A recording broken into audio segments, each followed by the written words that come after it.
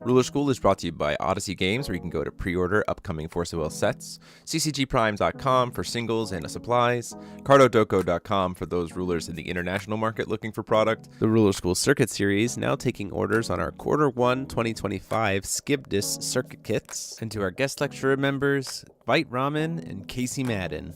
Class is in session.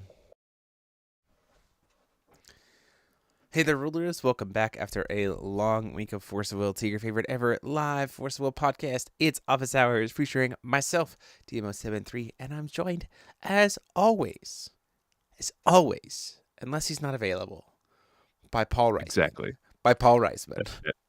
That is my legal name. Paul Reisman of Pauler School. Yes. The dean. The dean is in. We are here. I want to thank you all so much for being here. If you like what we're doing, want to consider supporting the channel, you can click that join button down below with the added bonus right now that if you're doing super chats as well, or doing memberships if you haven't already, you can make me put on the gloves. I'm even wearing the OG shirt. The DMO73 gaming shirt from way back when the gloves were being used. I'm feeling it. The goal's a little bit higher today, but I think you guys could get there. Also, as always, check out our sponsors if you want to get your pre-orders in for this set. I will be talking to Odyssey Games later this week to see if they have gotten more pre-orders in because they're currently sold out. But you can check TCG Prime and you can check out Cardodoko to get your pre-orders in. And you can also get your information about FowFest, the FowFest in GP happening in June in the description down below. So check that out. Hey guys, and by guys I mean Paul. Excited to talk about? Excited to talk about spoilers? Heck yeah, man! Yeah. Let's talk about some good Wukong support. Yeah, let's talk about some good stuff. We're here. We're ready. Good job, Force of Will. Yeah, we're gonna start with Wukong. Then we're gonna go talk about Umir. So let's start with Tang Zanzang. 3-cost myth. Monk, I think is the other one. Monk Myth. Quick cast barrier. Total cost 1 or less. Reunited with Monkey King. You pay 1 void less to play cards named Cloning Magic or Tan Zang Zang. And you can remove 2 +1/+1 counters from this card or a stone counter from a Myth J Resonator to recover another Myth J/Resonator. On enter, search your deck for a card named Cloning Magic or Tan Zang Zang. Reveal it and put it into your hand, then shuffle your deck, and you can tap to put 2 +1/+1 counters on each other J Resonator you control. There is a neat little infinite with 2 Tan Zangs plus a Cloning Magic, which I think is very neat. You specifically use it on the tap, put 2 +1/+1 counters on it to have that be multiplied. I believe. I can't remember which of his abilities you're like trying to duplicate, but if you have 2 of them and one of them is Cloning Magic, they can recover each other infinitely. So then you just get infinite +1/+1s and swing in.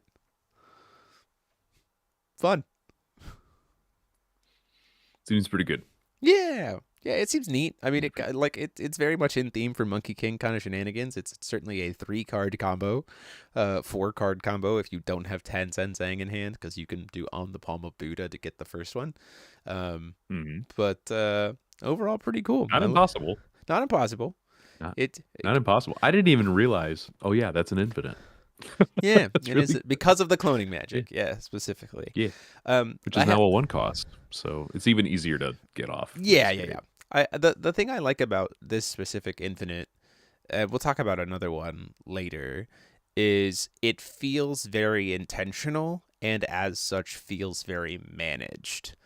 I was having this conversation with our good friend of the channel, Neeb Valunkin, as well, that we've noticed a couple of them in the spoilers, but they feel like intended win cons, not, ooh, look at this neat infinite we unintentionally found, right? It is 100% intentional. Yeah, for sure. And as such, it feels much more like, oh, this is the intended kind of built-in win con that they designed for Wukong, or like one of them, right? So in that way, it feels a lot more managed. It feels a lot more interactable. It feels a lot more like expected, which I think is fine. I think it's fine to have infinites in games. It's about making them fair and managed. So until someone bear magics it. True. But can't bear magic it. because it's that's true. It's barriers got of barrier one one less. less. Unless you're bear magicking the thing that they gave infinite counters to attack with, but I don't know. It's weird. Can't bear me. I'm holy, dude.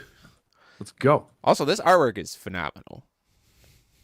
Oh yeah. Ugh, we're already halfway there. We're already halfway there with Mamu TCG. That's half. That's half. It's one super chat, but it's half the way. You got to get to $20. We got to get to $20 worth of stuff tonight to make me put on those gloves. I'll tell you what. You know what? I'll tell you what. In the spirit of the fact that I bumped up the price, we got halfway, so we'll put on one glove. If we could get the other half, we'll put on the other one. Is that fair? I think that's fair. Okay. So yeah, let's talk about other Wukong stuff too, because Tencent is clearly like the win con piece.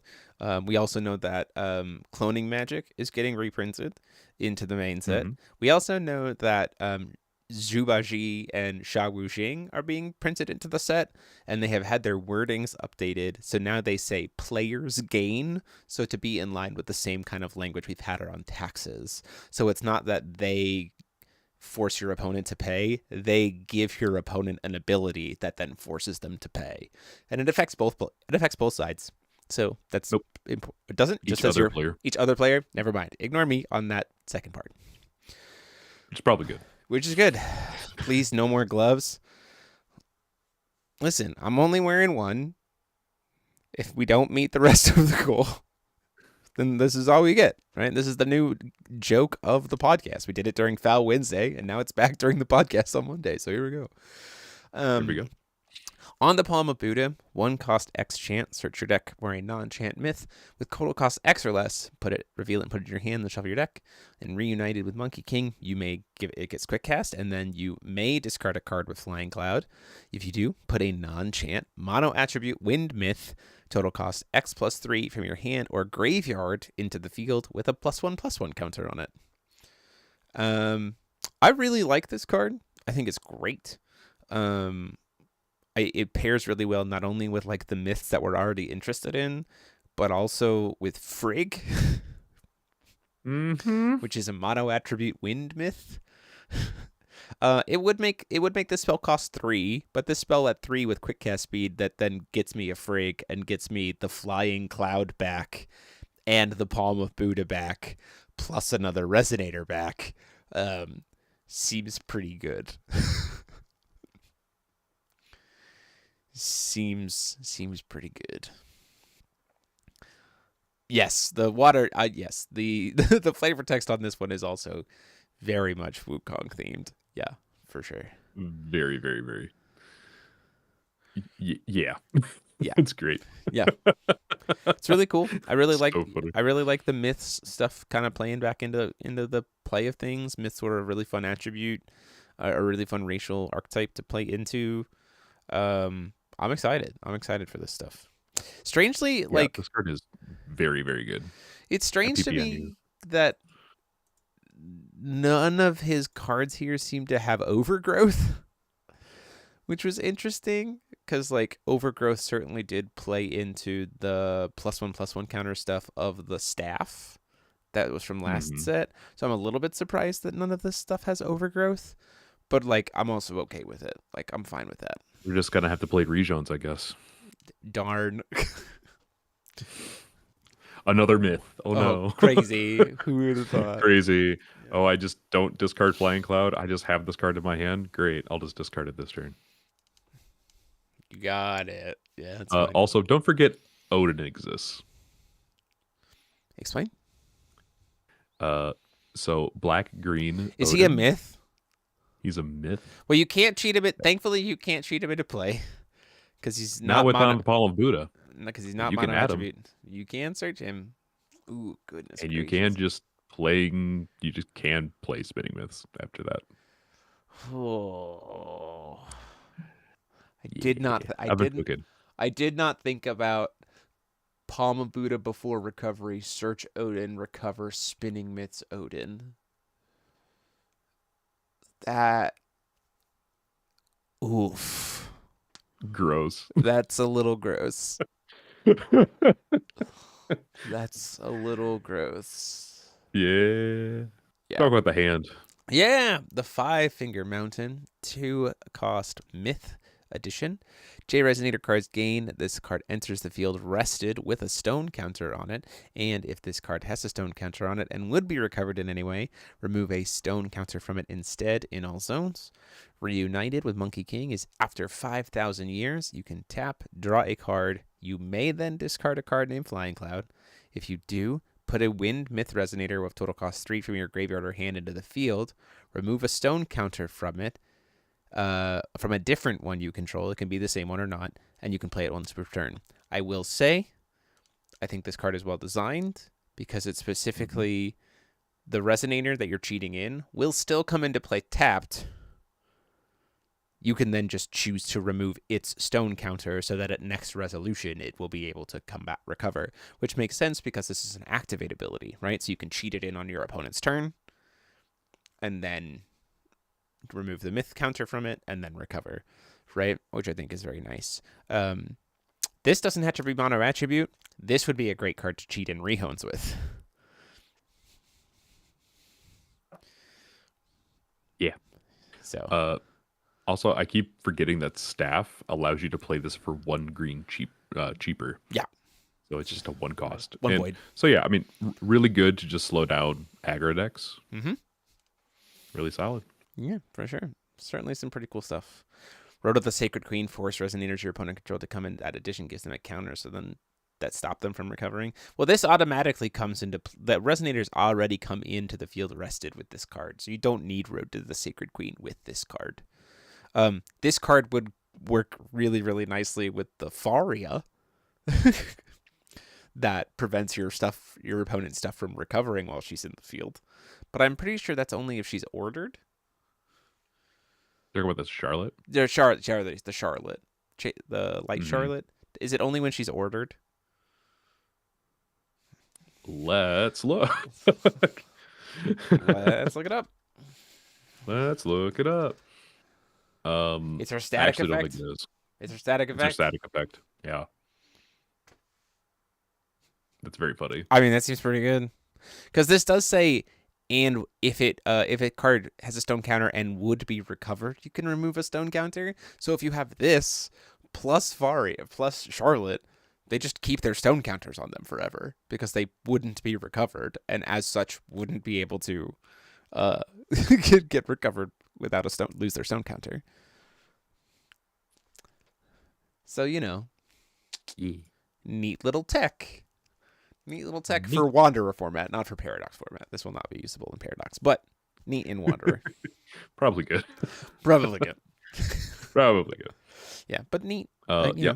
Monkey King is looking much better. Oh, yeah, significantly. You're still going to play 4 Flying Clouds. Like, absolutely, you're still going to play 4 Flying Clouds because you want to see them so much to make use of it for his abilities. But, like, they have so much better use now. Like, there's even more for him to use them with, which always felt nice. Because way back in the day with Monkey King, there was an element of, like, cool, what do I do with these?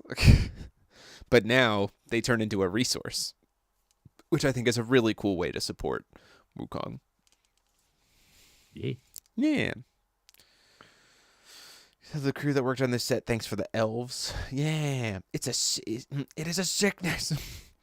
Let's talk about Umir stuff. Let's start with another fake silver key. It is a Regalia Cthulhu. You may have any number of copies of this card in your deck. Reunited with Umir. Calling a magic stone does not cause J rulers you control to rest. You can pay black or void less to play water priest spells or darkness priest spells. Blue or black, pay 900 life. Put a priest entity card from your graveyard into the field. It does target. That's important to note. And then for 3 will, banish 2 entities with silver key in their name. Draw 2 cards. And then enter. Each other player discards a card. You may discard a card and pay a black and pay 500 life to heal an astral ruler you control. One thing I do want to note, there was an update to the ability of the Umir J ruler side. He now board wipes at the end of every turn, not just at the end of your turns. Literally doubled the amounts of times he gets to board wipe. So, nice little buff to that, man. Seems pretty good. Yeah, seems pretty good. This card is pretty neat. I think it's fine. I'm not like, I know that it says you can play any number of copies of this card. I don't really know if you're playing more than 4. Yeah, I don't. That line of know. text, that text feels very like thematic, right? Of like another one. We found another fake key, another fake key, another fake key. But like, I don't really know if you want to play more than 4. I think you run 8 to facilitate the OTKs easier in Wanderer. That's fair. That's like, I probably would say no more than 8. I think that would make sense. Increases the chances for the FTKs. Yeah. By the way, for those of you who are wondering, there is an FTK with this card, specifically because of Umir, the 8-drop or the 7-drop that has now been reprinted and will be taken off the ban list. I'll bring him up now.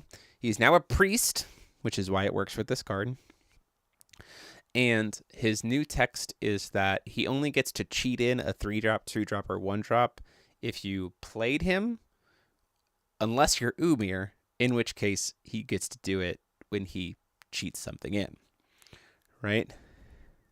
That makes sense. So so there is a world where, and it only specifically works as an FTK if you're going first, because you have to have the regalia active to be able to do it.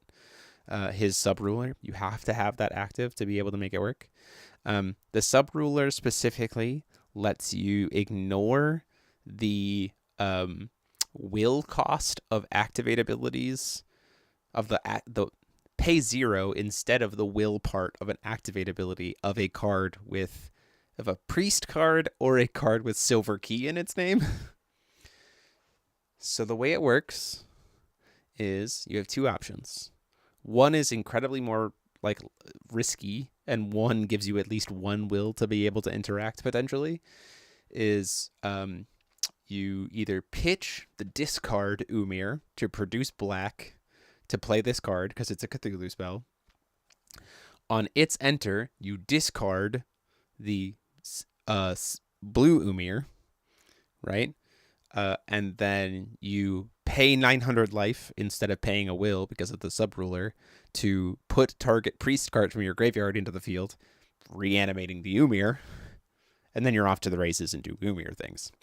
I don't think anyone's discovered a like instant kill you line there, but I think we have discovered 3,800 damage plus the second your opponent draws a card, they lose 300 life because of Hounds of Tindalos. Or Peck of Hounds. So that exists. Specifically in Umir, pretty interactable. Only possible if they're going first. So there you go.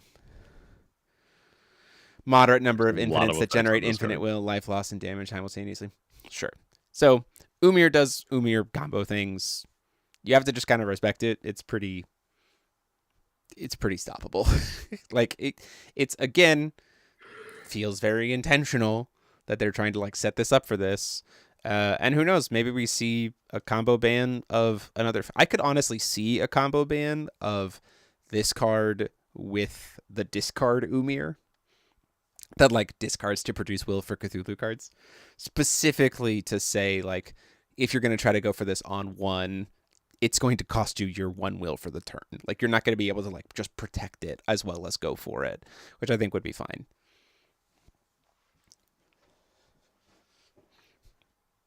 Umir. Oh, also this combo is completely unusable in Paradox.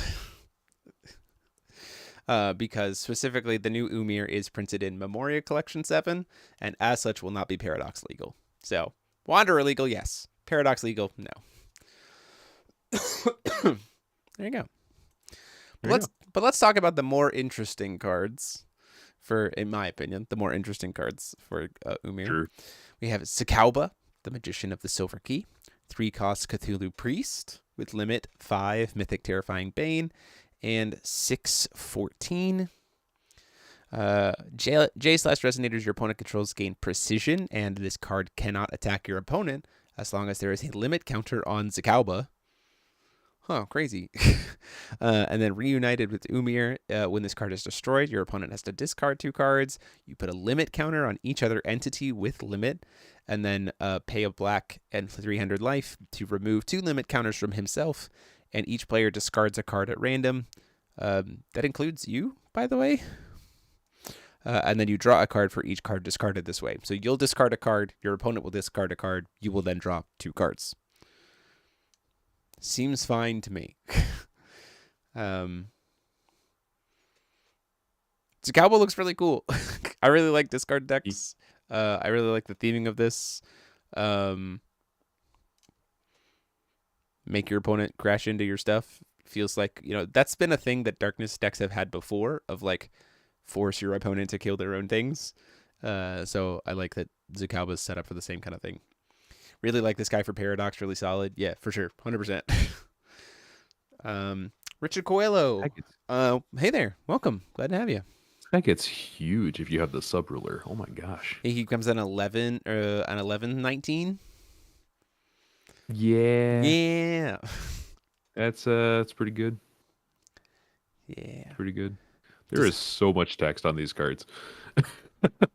I mean, it's honestly fair. It's a marvel for a masterpiece set from a set from a cluster that how does nothing.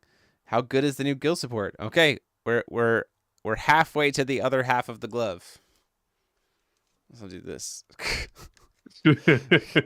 The new guild support. We're certainly gonna get there. I have a lot of thoughts about it. And then we have one more card for Umir.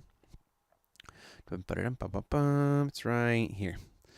Lucid Dreams of the Outer World, 1 black. Look at the top 7 cards of your deck. Put a Cthulhu card or mono attribute arcane item card, so his regalia.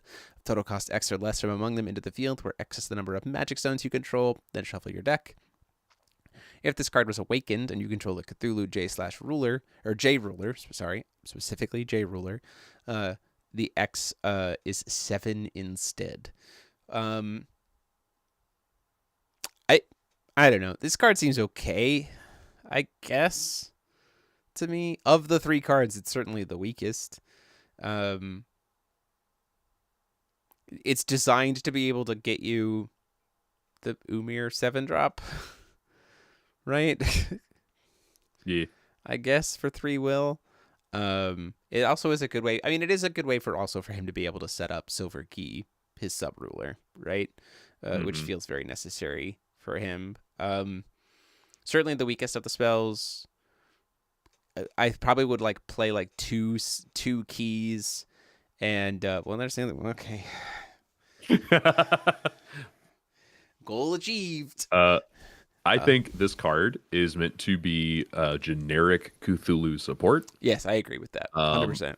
And to just work in general and just be a good Cthulhu support card. To that end, this card is very good for just adding consistency to decks like Wolfgang, right? So you can't Shub into Shub anymore, but you can play this to help increase your consistency, which is helpful. So now you have, and it does put them into the field, right? Which that is pretty huge, right? Very nice, especially if you are able to grab a Yogg. Just hey, I win. Right. So this card can be very snacky. Strith, so excited for this set. Can't wait for your case and your boy Gil. Yeah, for sure.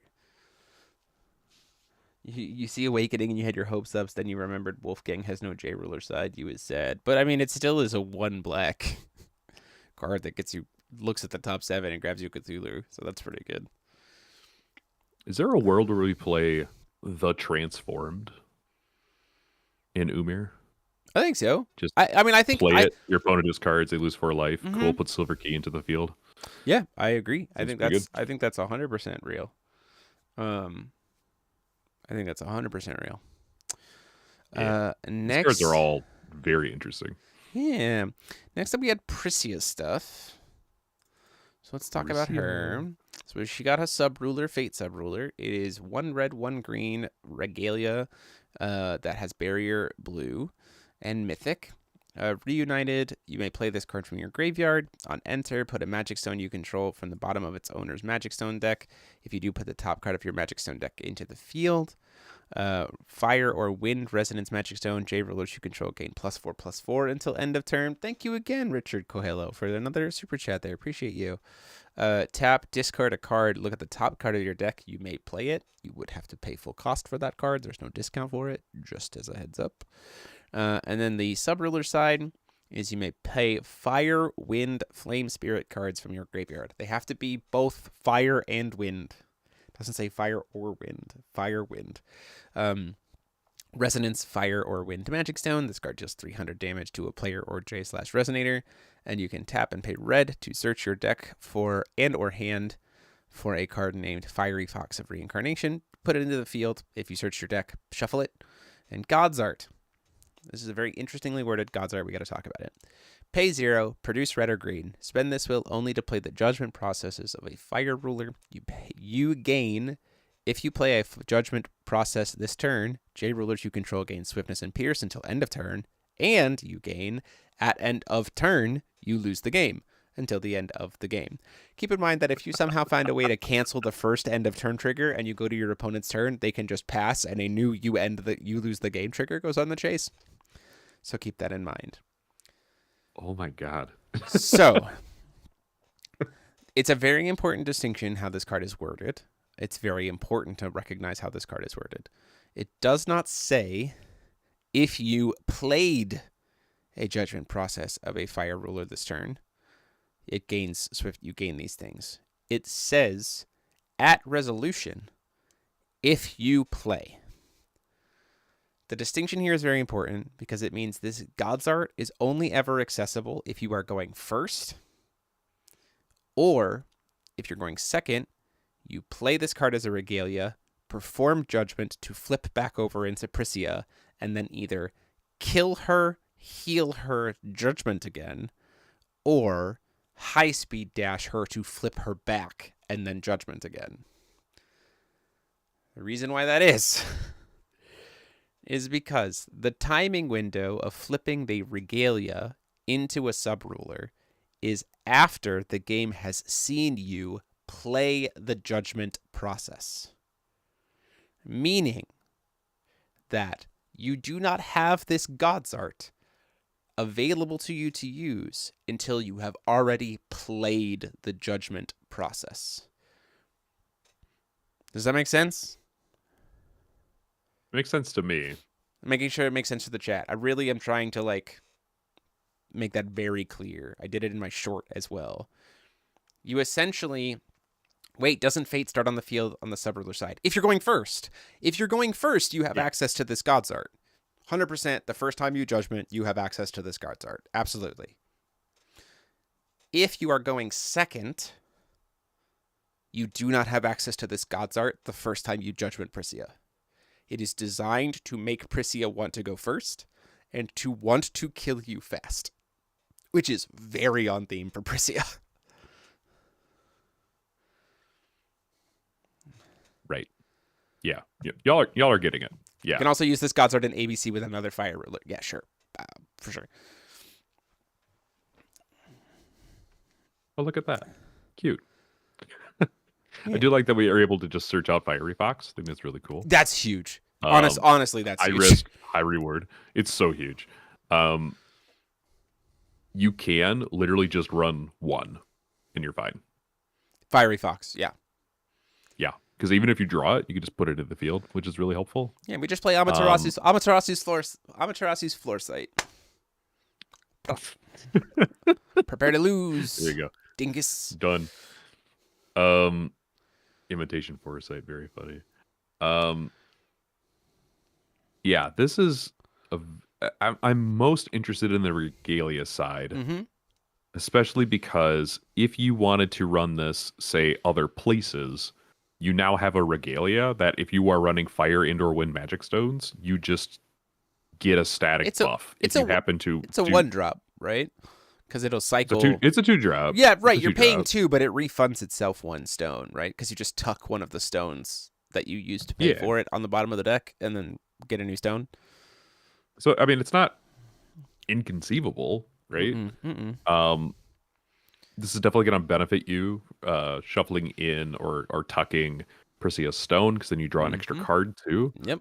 So this card's good. Yeah, it's very good. And you can't mirror it. It's very, very good.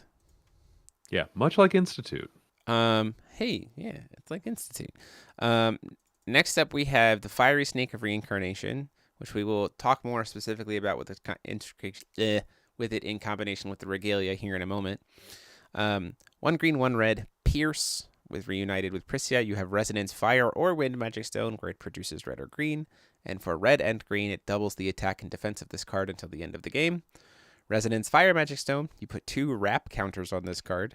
And you can tap, or you can remove 3 wrap counters from entities you control. Put the top card of your Magic Stone deck into the field. This card deals 800 damage to target player. Play only 1 Burning Bite ability per turn.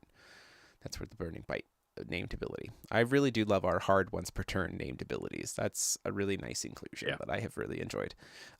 This is 100%. another seemingly very intentional infinite when played in conjunction with 2 copies of the Regalia and the Sub-Ruler in play. And so the reason why this works is because specifically the Hairpin can be played from graveyard and cycles a stone and has Mythic. You can play the Hairpin with the snake on board. That will then get you 2 will, essentially, if all your stones are wind or green, right? Because it'll shuffle a stone, get you a new stone. That stone can produce will, and then snake will produce will. You can then play another Hairpin, which will force you to banish the first Hairpin, get you 2 will, and then you can play the next Hairpin, and you can just keep playing the 2 Hairpins back and forth over and over and over again. And if you've got the Sub-Ruler active, every single time you do that, it burns your opponent for 300 damage. So all you need is 3 Hairpins and a snake. There you go. Game. All you need is 3 Hairpins, 3 Hairpins, a snake, and a dream, and you have infinite damage. Not to mention, you'll get the bonus effects of getting swiftness or flying on this thing, too. Yeah, and pumping your board +4/+4. It also infinites that way, too, by the way. Because you just keep giving them +4/+4, and then Snake's like, okay, eventually I'll just double my attack and defense, and I've got swiftness and flying and kill you. I don't know. Right. Glorian Fan, does Fate affect solo mode? No, it does not. Fate sub-rulers do not impact solo mode. Only hard, like, full rulers do. Robert, I see that you're here in the chat, and you put the question, what? I'm wondering if that was in description of how the sequencing works for going from the Regalia to the sub-ruler. I really want to make sure I answered that question. It was. I really want to make sure I answered that question for you. So if that's what you were wondering about, if you could just tell me in the chat, did I answer your question with how I described it? Like, does that make sense? Or do I need to tell you a little bit more about it? If so, I can talk to you about it on Wednesday at Locals. I'm more than happy to do that there because we got a lot of cards to get through.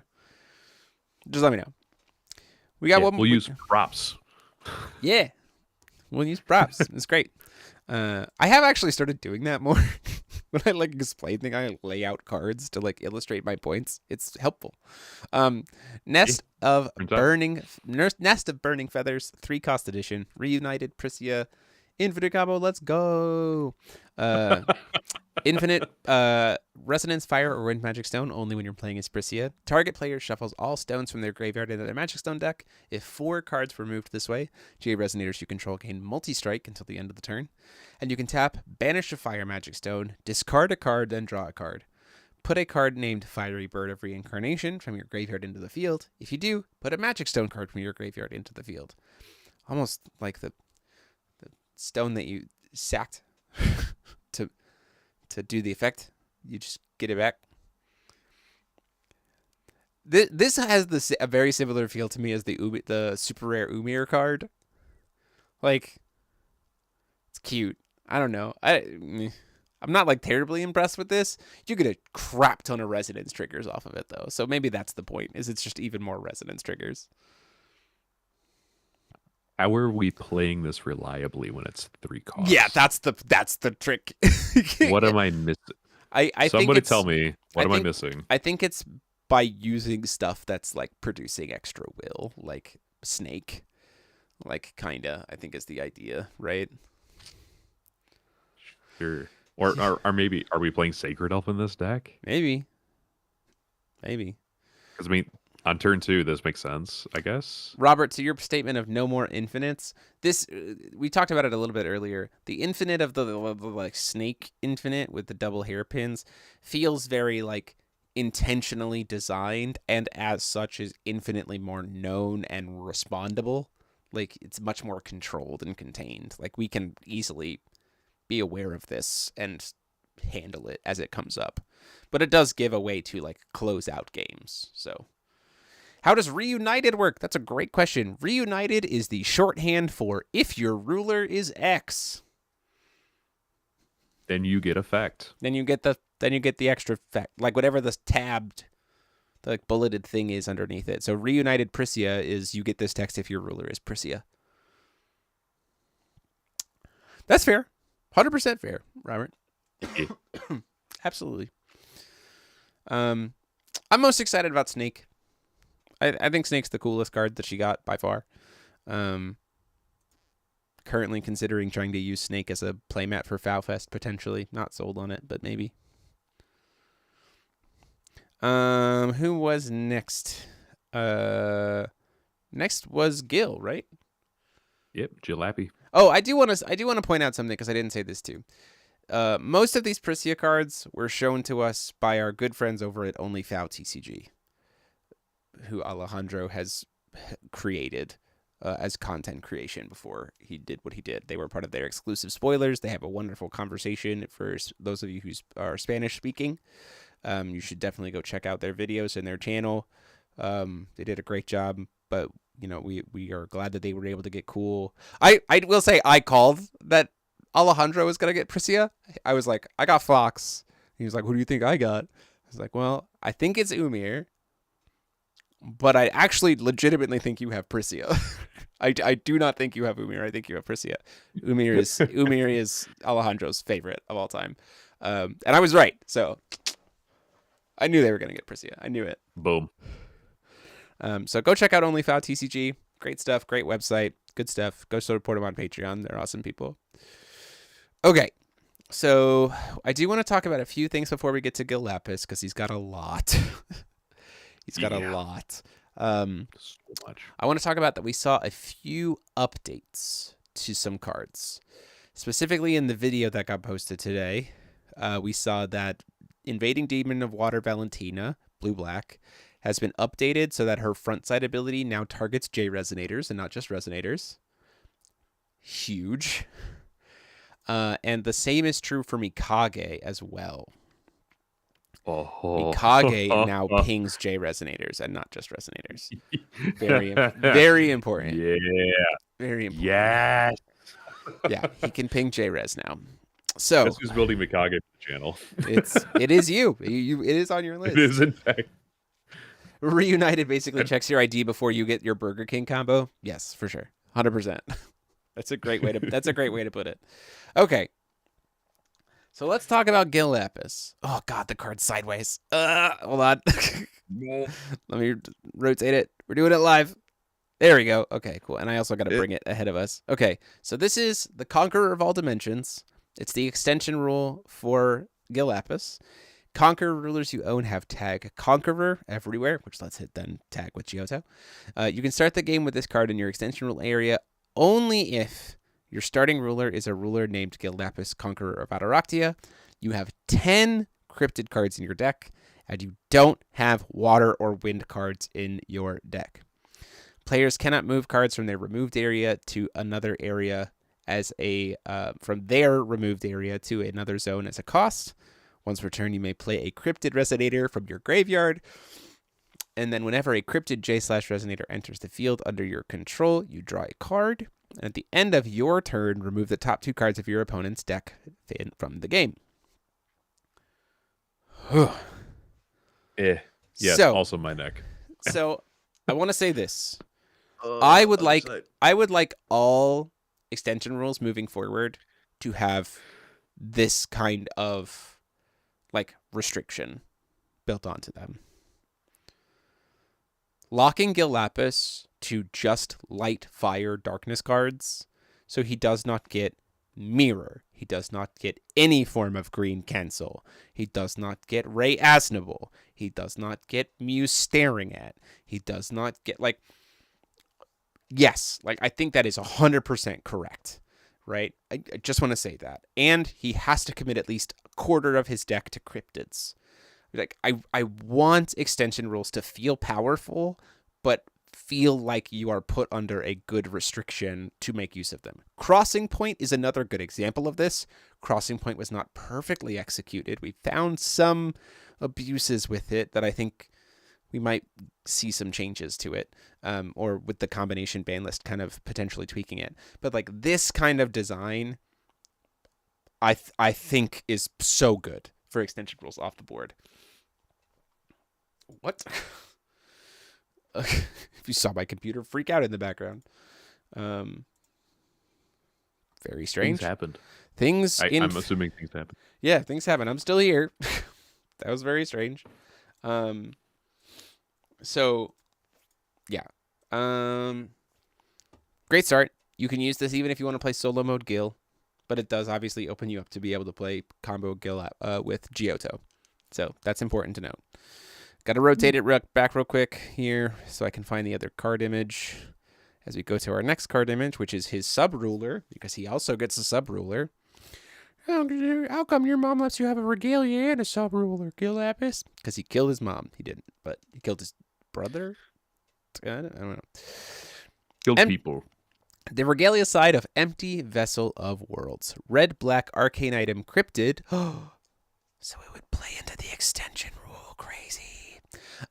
Fate with Mythic. If you are reunited with Gil Lapis, it gets quick cast. That's it. Just there's that. Enter if no J/Resonator you control has attacked this turn. Players gain. Non-encrypted J/Resonators you control cannot attack, and you cannot play a Regalia spell, arcane item spell, or any spell of total cost 2 or more until the beginning of your next turn. So that's interesting.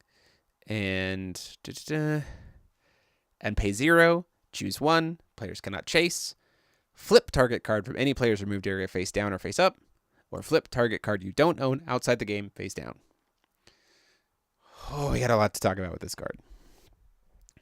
It's a fog. Zawaldo. It's a fog for Lapis. Yeah. Because he could just be like, cool. He'd just be like, hey, by the way, as you're about to go into combat, quick cast Empty Vessel. You haven't attacked with anything yet, so you can't attack. R.I.P. Priscia.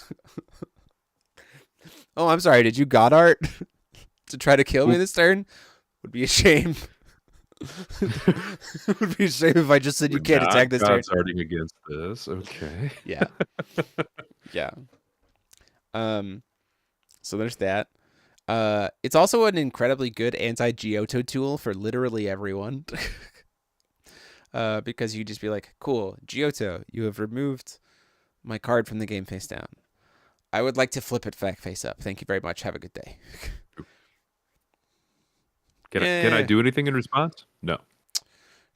Currently, we're under a discussion. So there's a couple things to point out here. We're also currently waiting to find out about you don't own outside the game face down if it works against expel cards. Because expel cards currently say they can't be moved. They're like restricted for zone movement unless it specifically states expelled. But flipping a card face down isn't technically zone movement. So the question is, can this impact expelled cards? In which case, it's also a very good anti-root shield card. Because you could just be like, oh, you're going to God's Art to try to like make all your guys into the plant? Would be a shame if I just flipped all of them face down, so then you don't have any to make tokens of. You gotta anti-Shiva. Yeah, anti-Rogue Shiva, like lots of stuff. So very interesting. There is also a very interesting point right now that actually this conversation came up with this ruling came up technically changes a card from private knowledge to public knowledge, and the reverse. It can flip a card back face down, so it can take a card from public knowledge to private knowledge. So that's fun. This was a previous ruling with the Red-Black Valentina and Lehen, creating this infinite activate ability kind of standoff trade with like, well, Lehen pays 0 to try to target a card to cast it. You respond while Valentina tries to then target that card to put it on the bottom of the deck. If both players have Empty Vessel of Worlds is a very similar example to this. So I imagine the CR is probably going to clarify how those loops work to make sure that we don't get caught into weird situations where we have like people drawing because of infinite loops. Like you have to decide what's happening there. But just know that that's a weird thing if both players have this. Technically, if the loop is being performed at main timing, turn player will always win, provided their next action like is something like solarization, right? Because the idea being like if I'm turn, and I'll explain this way.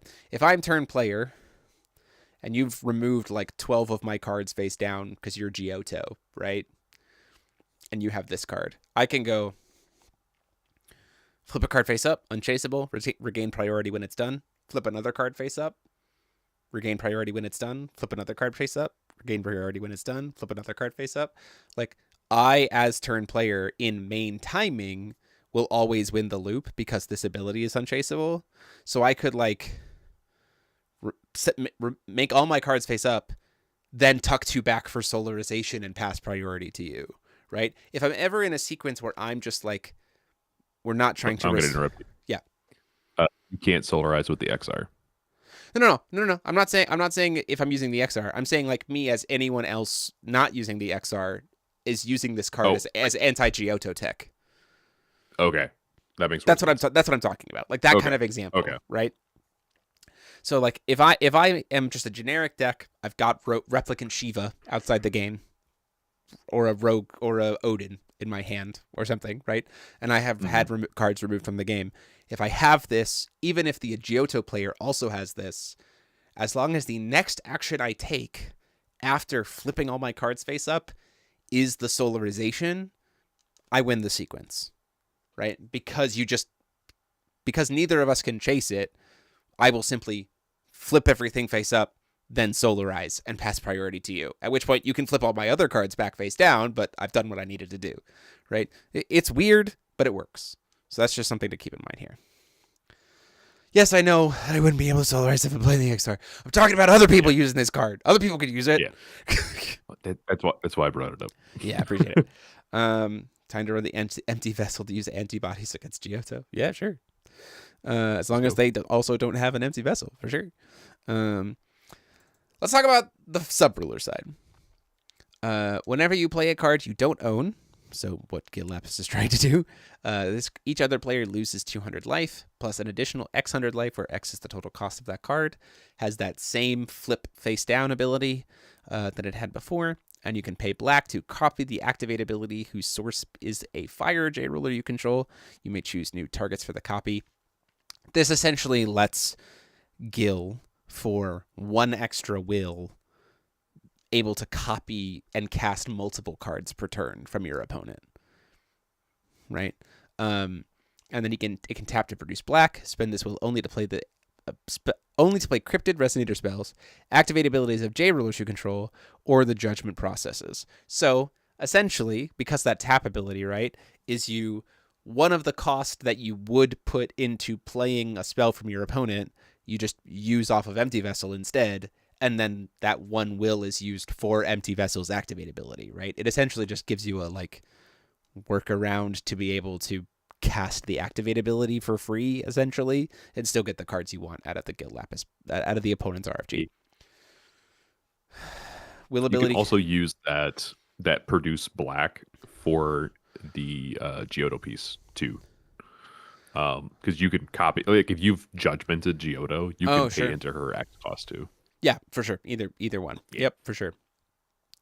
There is one thing to note about how sub-rulers work, is that if you were playing Giotto X Gil and you are going first, you aren't playing Wuxia Wu, or you're accepting the fact that you will only ever start with this game as a regalia in your hand, even if you're going first.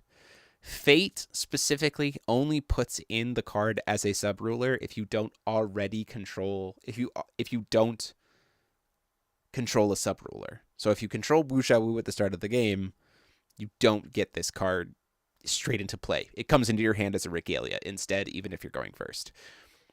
In my mind, because of how good this card is, it pretty much makes the idea of Gil Lapis plus Giotto, where Giotto is just a glorified barrier seal that can call stone, and Gil Lapis is like the actual thing that you're trying to do. Because your Pitch Black Moons can't pay for Pitch Black Moons if you're not solo mode. You don't get a free Pitch Black Moon at the beginning of the game if you're not solo mode Giotto. Like, there's a lot of drawback to like the Giotto engine, other than the fact that she just makes it so everything's getting removed from game. So, yeah. I know Jeremy Lindley's in the chat being like, see, Jeremy, we're going to play Red Giotto now. And I'm like, okay, you got it, bud. I mean, if you're using the extension rule, you kind of have to. No, he's solo mode Red Giotto is what he wants me to try to, like, yeah. Because he wants to be, they want to be able to use the Adelbert regalia to, like, work with Giotto. The people trying to shoehorn this. So, so you can play Red Giotto, but, like, play tag Red Giotto to make some more. They don't know that. I don't know that. Okay, so next up we got a card that was spoiled today on the video. We haven't seen the official artwork, the file for it. This is Bloodfire Battlefield of Yo Midgard. 2-cost quick cast barrier green. It is a quick cast barrier green blue. That normally on enter, remove all non-cryptid cards in all graveyards and all water resonators, wind resonators, water additions, and wind additions from the game. Put a card named Searing Dead from your graveyard into the field. Searing Dead's a cryptid. And if you're playing it as Gil Lapis, if a non-resonator spell played by another player without paying more than 1 will would resolve, remove it from the game instead. Essentially saying, hey, all of your 1-cost cancels are not resolving while this card is on field because I'm Gil Lapis. Sure. Seems fine. I also think this is just also a really good anti-Ruchil card, like by itself. That's a nice Skibdis you have there. Would be a shame if I removed all of them from the game. Not expelled them, removed them from the game.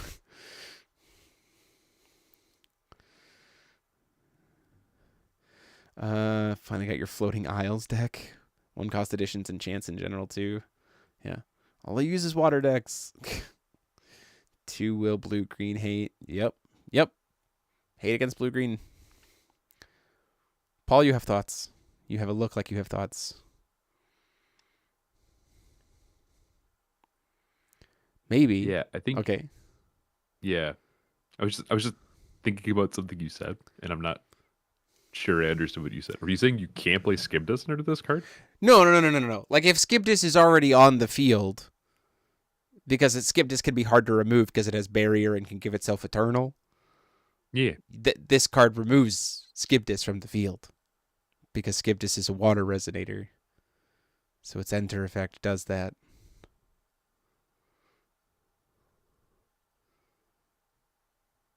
Gotcha. You're saying okay. I'm saying after enter effect. Yeah, I'm saying the enter effect of this card makes it a very good. On the reunited sure. I'm saying the enter effect of this card is a very good, just generic anti-Ruchil card. Like, that's what I'm saying. Right. Just remove things. Yes. Not only that, but every non-resident. Yeah, for sure. Does all kinds of stuff. I'm still thinking, but move on. It's okay. We'll move on. We'll move on. We also got, we have one more card to talk about. No, we have two more cards to talk about tonight. We have Ashwin, Calamity of the Darkest Fires. I'm sorry this card image isn't the best. We got it today off of the video that they showed today. Yeah. It's not the best. So it's 1 red, 1 black, 7/6 cryptid. Cryptid J resonators you control gain multi-strike and Bane. Gross. Gross. Reunited with Gil. Enter. Sorry, I gotta get close. Enter reunited. Remove a resonator or a regalia from the game. Does not target. Search your deck for a non-chant cryptid card and put it to the field. Kind of like the addition. And then shuffle your deck or the regalia. Whenever you play a spell with a total cost 1 or more without paying any will, which is how Gil Lapis specifically is worded on his J-Ruler side, each other player loses 400 life. If you don't own that card, each other player loses an additional X hundred life, where X is the total cost of that card. And you can pay 0 and put 2 non-Magic Stone cards from your opponent's removed area on the bottom of their deck. This card gains plus 100 attack, which is then 200, and Eternal. But that's not a hard once per turn. That's just as many times as you want. And it has multi-strike. Card's a Marvel Rare and a Foul Fest playmat if I've ever seen one. Oh my gosh.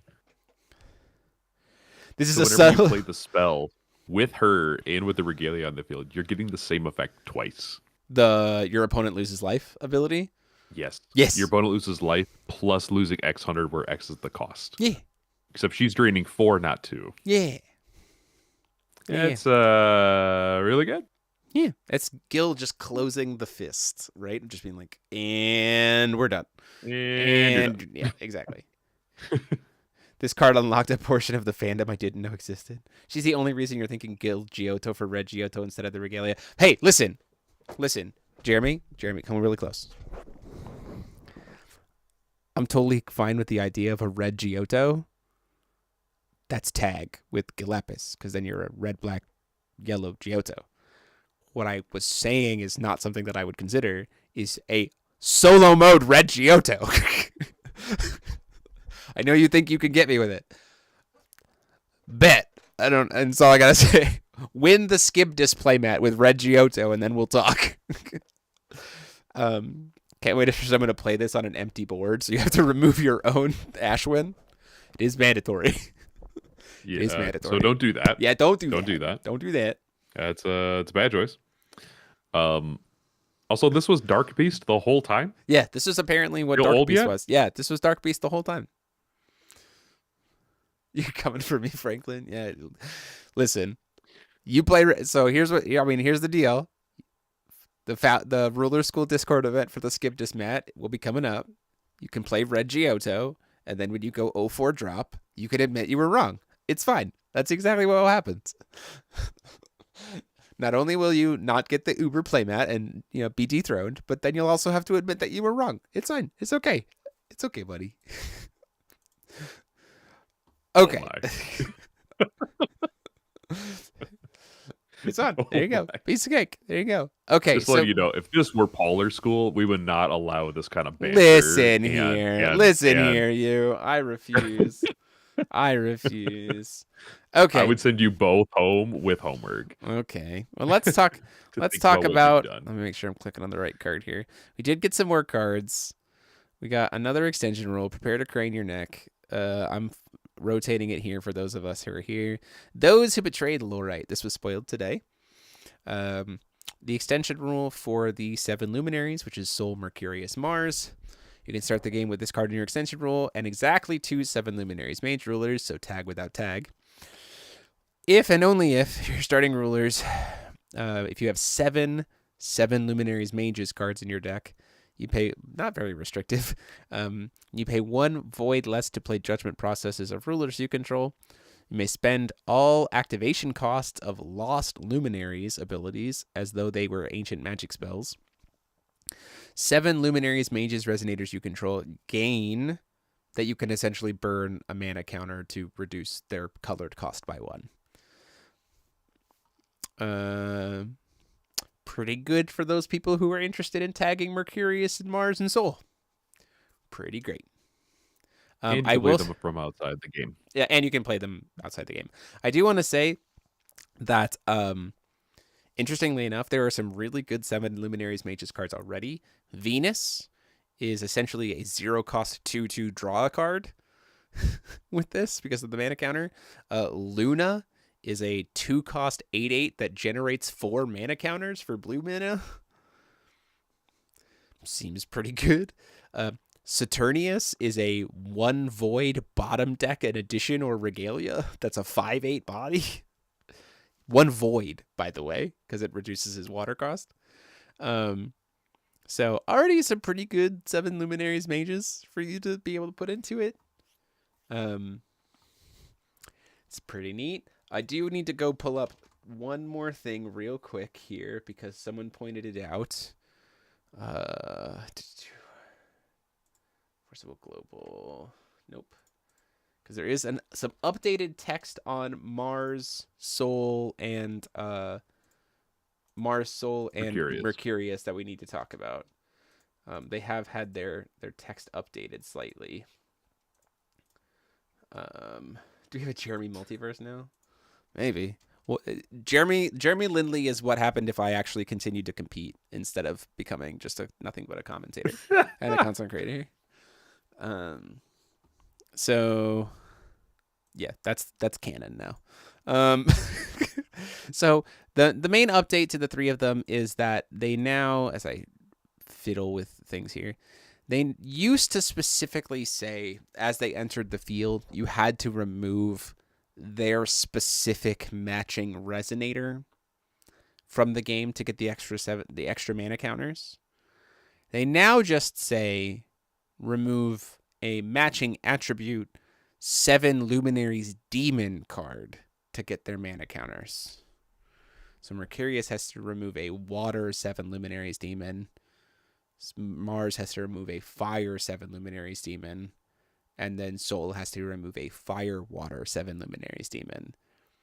I mean, that's a pretty big signal that their new cards are probably going to be 7 Luminaries Demons. Right?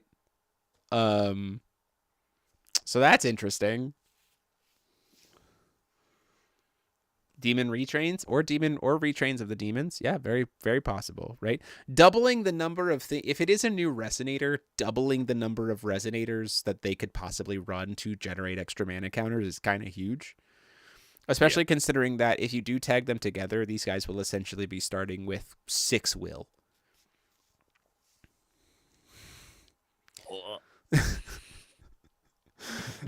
They start the game with 6 will. 4 mana counters, coin plus 1. If they're going second. So yeah, who's ready for Fire?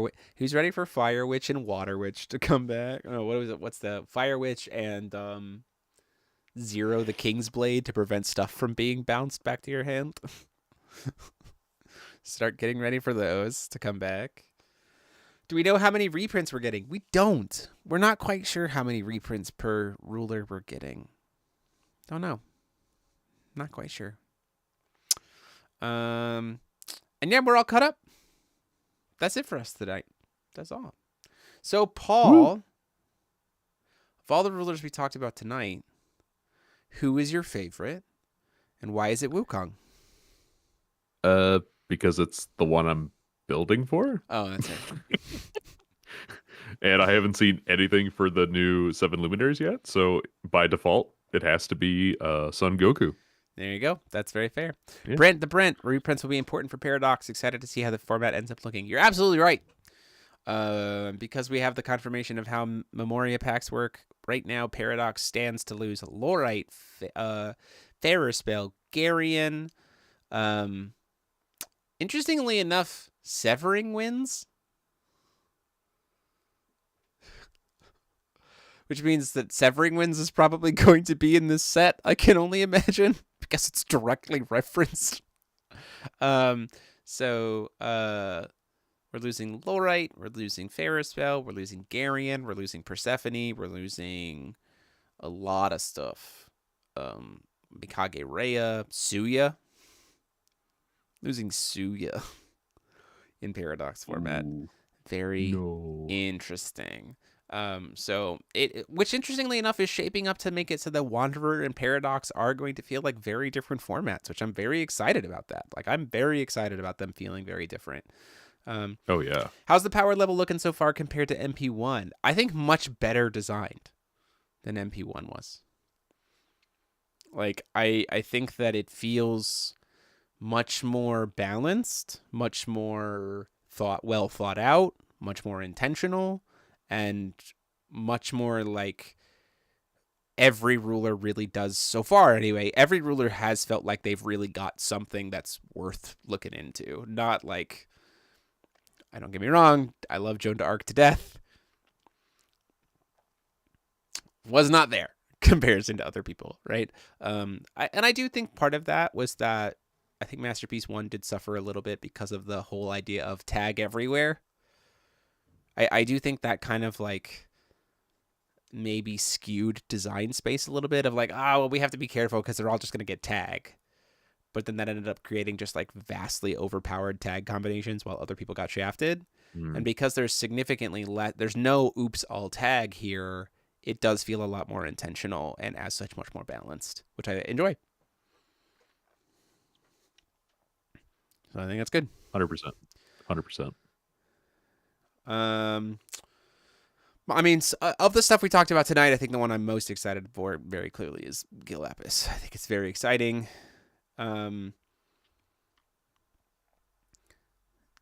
I think the idea of Gil Lapis Giotto is great. I think that the Gil Lapis support is also nice generic stuff in terms of like being a good answer to Giotto if people are trying to play solo Giotto, or again, good stuff against like Ruchil. If we're right about how the Regalia works, the Regalia also being really good against Ruchil in general, like any kind of expel heavy deck, being able to be like, your expel's face down, which I think is interesting. A lot more stuff to see. Quite a lot of questions going into it with like rulings and stuff, but I think we're shaping up to have a pretty diverse potential format for Wanderer and Paradox, so I'm excited about it. A lot of cool stuff coming up still. Got Mikage to look forward to, Charlotte and Glorious, brother and sister and sister there. We got who else did we got still? Millium, the Milliums, the books. Lunya. Supposedly we're gonna get information about the books next week in a video, if I'm believing Rio correctly. So that'll be interesting. Lunya, Lumia, a lot of cool stuff. Prisia for rulers tonight, but you're all in on feasting elves. Yeah, a lot of cool stuff. I'm very excited about it. So we're going to have a great time here on the channel. So thank you all so much. I do also want to say that this is probably one of our most super chatted podcasts ever. I know it was like 3 people, but still we appreciate your support and making me put on these silly gloves. But, it goes a long way to help us do cooler things for the channel and on all of you members. We appreciate everybody who's joining up as a member.